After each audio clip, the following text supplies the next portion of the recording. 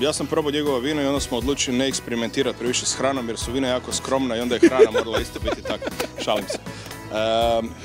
Probali smo maksimalno iskoristiti vina. Znači iskoristiti potencijal vina i što više kroz hranu potencirati okus vina.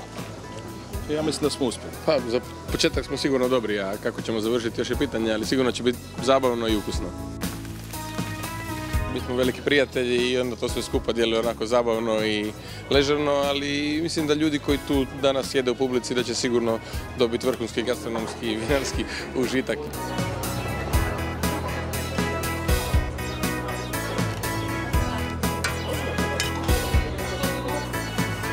Kao što smo dokazali da imamo dobra vina, kao što smo dokazali da imamo gurme, prave sastojke i prave kuhare, tako i dokazujemo da imamo vrhunska ulja i stvarno ih imamo vrhunska, svjetska.